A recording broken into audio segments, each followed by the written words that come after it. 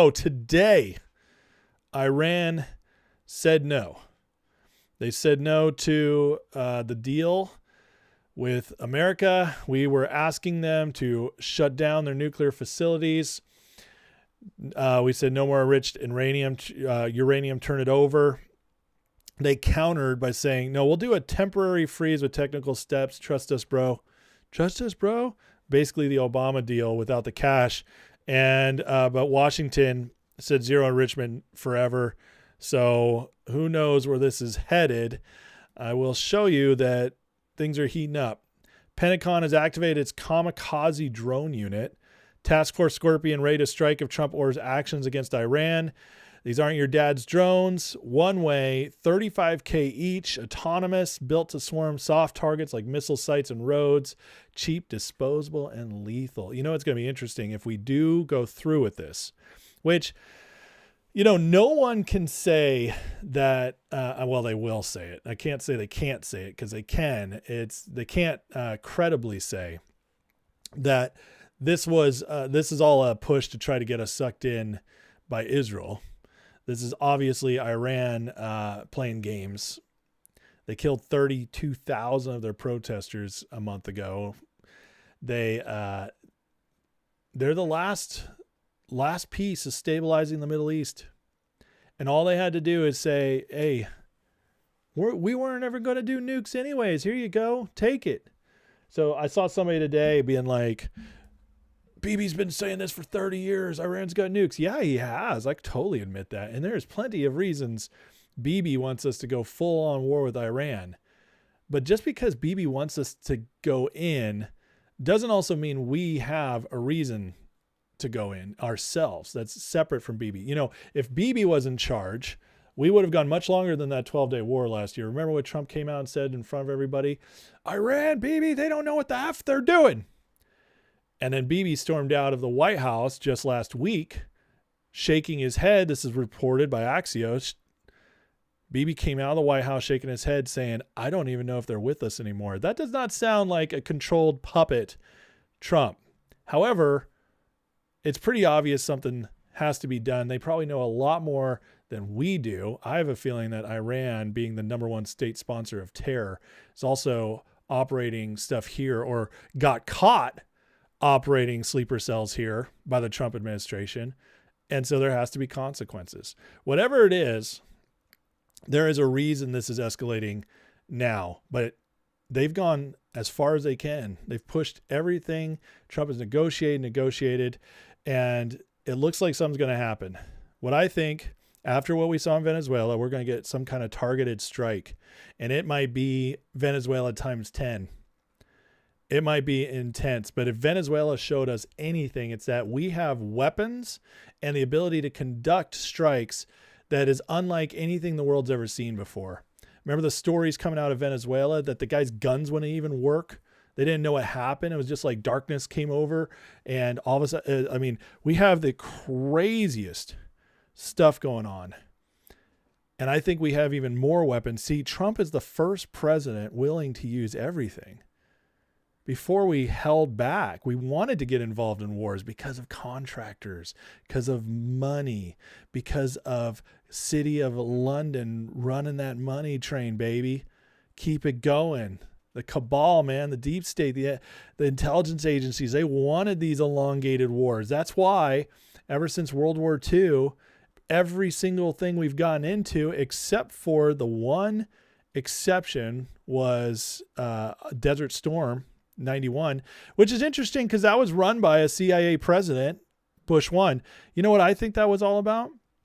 I think Desert Storm was the rebuild. See, after Reagan brought down the Soviet Union, America still didn't want troops on the ground kind of war. So what Desert Storm was, it was the build the trust war again. Trust us, bro. See, these people always play the long game. It was we can do this, guys. We can win. And it got morale back up. And then what happened? A decade later, 9/11. They waited 10 years, 9/11, and then got us deep into the war on terror. Lasted 20 plus years, cost us trillions of dollars. eroding our wealth, killing our kids, and devastating the Middle East. Trump isn't like that. All the wars since World War II, other than Desert Storm, have all been get stuck, stay, just waste resources. Vietnam, on record, could have easily been won many times. Oh, it's the generals. They're just, that was the war fought by politicians, remember? Afghanistan, Iraq, we never needed to occupy those places. It goes on and on. But Trump has not yet, in 5 years of presidency total, first term and this term, has never yet got us boots on the ground. And I don't believe it's going to start now. Trump is willing to use everything in our stockpile. Technology that we have that nobody else has. I really believe that. Iran is preparing. All Persian language news and political channels across Iran and the Middle East are suddenly offline. No explanation yet. Right as talks collapse and warships are in the region. Very interesting. So they're shutting down their media, the Persian language news. Isn't that interesting? There's all kinds of stuff going on in Iran, all kinds of peoples. There's Muslims, different sects of Islam, and then there's the Persians, there's Christians, Zoroastrians. I mean, Iran is not technically a Muslim nation. It's just run by Muslims. There's more other religions there than the people. Which is one of the reasons the people want to revolt and get their country back. But very interesting. They shut off the Persian channels. But this gives me a lot of hope. And I do believe them because this is the history we've seen. But Vice President J.D. Vance came out to say and said, while military strikes against Iran remain under consideration, there's no chance such strikes would result in the U.S. becoming involved in a years-long drawn-out war. So far, the Trump administration has built that trust. I believe them when they say that. And I've been saying it this whole time. We don't have a weak president. We don't have a pacifist president. We never could have one. You cannot be president of the United States and be a pacifist. It's impossible. You just can't. I don't believe anywhere you can be a leader and be pacifist. You can't. Leaders, if you go like Romans 13, it even says in the Bible, the reason we have leaders in government is that they carry the sword for justice.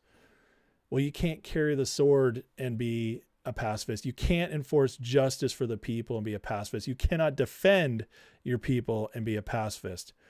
That's not who he is. And he never promised that. And so all these people were like lying, Trump promised no new wars. Yeah, he promised no new wars. He didn't promise he wouldn't ever do anything militarily to do life better for us. So whatever it is going on over there, this is one of those things where I go back. I don't want war. I don't want skirmishes. My son just turned 18. Of course I don't want war.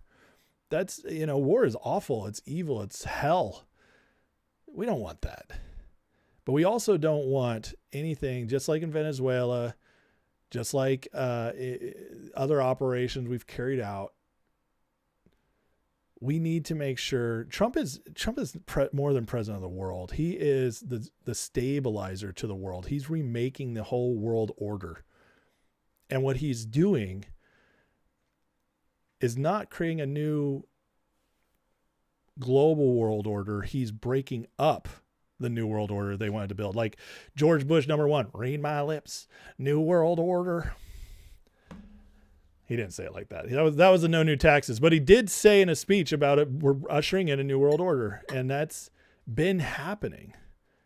This is part of getting rid of it. And so it's, again, for the patriots who've been here this whole time, watching, paying attention, we knew it was going to be ugly at sometimes. We knew we were in a war. It was never going to be easy. It wasn't going to just be an election that wins it all and all of a sudden everything's great. No, stuff has to happen.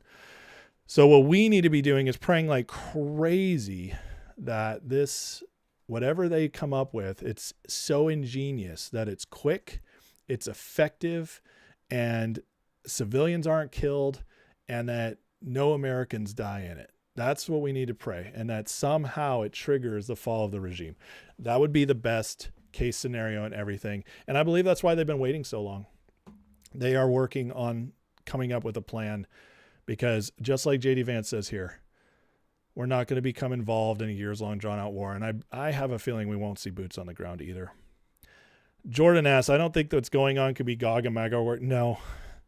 I hate to tell you this, but there is no Gog and Magog war coming. That's bad theology.